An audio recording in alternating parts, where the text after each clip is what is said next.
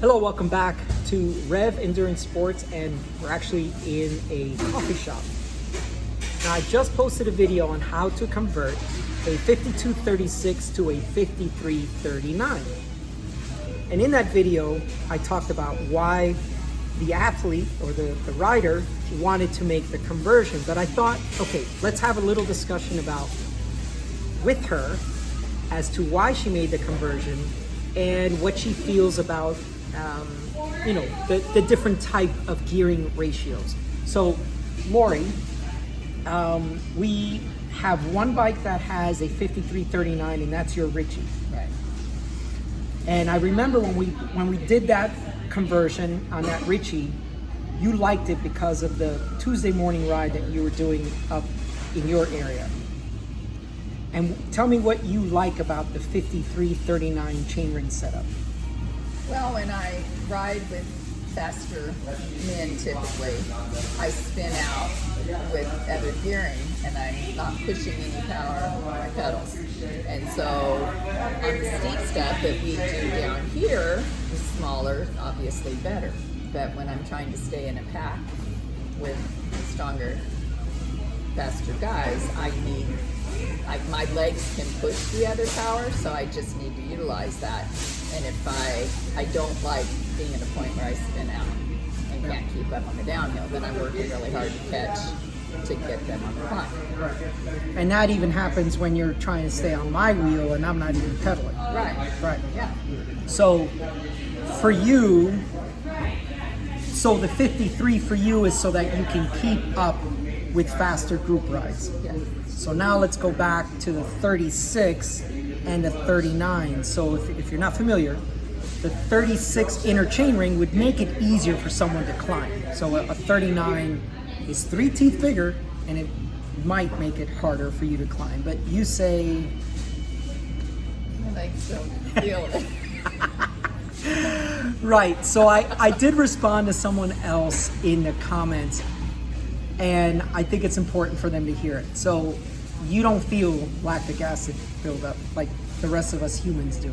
No, I don't know what it is. Right.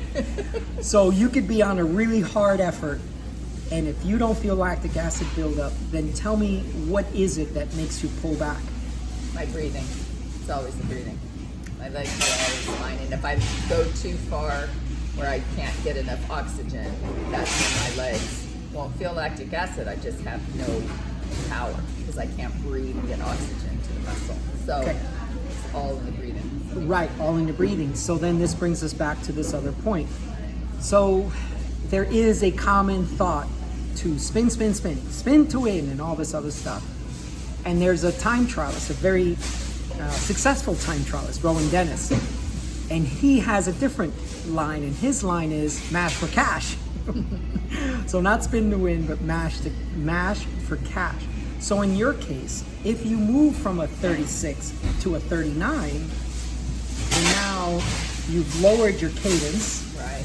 and you're using more of that leg strength instead of your cardio, Right. vascular ability. And you've taught me to spin to win kind Yep, of as yep, well. yep. And I can do both. So I feel very lucky that if I feel like working cardio and spinning, I can put out as much power almost doing that as I can the harder gear. But I like being able to go back and forth and use the different systems because I just feel like it allows me to last longer throughout the day. Yeah. And then one last point about bigger chain rings and bigger gears. So over the last, I would say probably 5 years or so, we are starting to see time trialists go to 56 chain rings, 58 chain rings, 62 chain rings. And then what they're doing is in the back, they're not riding that 5311, that 11 cog, they're riding maybe a 12 or a 13. So they're riding massive chain rings up front, and then in the back, they're trying to keep that chain line really, really straight, and they're using maybe a 13 cog. And I haven't done the math on this, but apparently that's more efficient on the chain, so the chain doesn't have to articulate as sharply, which, by the way, is one of the reasons why they have those oversized pulleys from Ceramic Speed. But if I am riding a bigger gear, sometimes my cadence is lower, my cardio is lower, and so I could understand where for you this might make more sense. And we've done a few drills where I've told her, okay, stay in the big ring and then push this gear instead of dropping into the little ring. And what side benefit did that end up having just recently for you? Oh gosh, I'm thinking about it because it does happen. Italy. In Italy, yeah, my bike didn't adjust. I couldn't adjust it kept dropping the chain. So I just stayed in the big ring and climbed and realized that the whole 2 weeks in Italy. What he had me working on. So now it's all for a good reason. So yeah, it did. And I've had that happen before where a cable snapped and I was going back to a place in Nice and it was all uphill and it was all above 12, 15-ish%, and I had to ride it in the big ring. So it's not like I can't do it, it's not preferred, but I do like having the option, and I have a lot of big races coming up that I need to stay with some fast guys, and I don't want to get dropped on the descent, so I think this gear will be much better.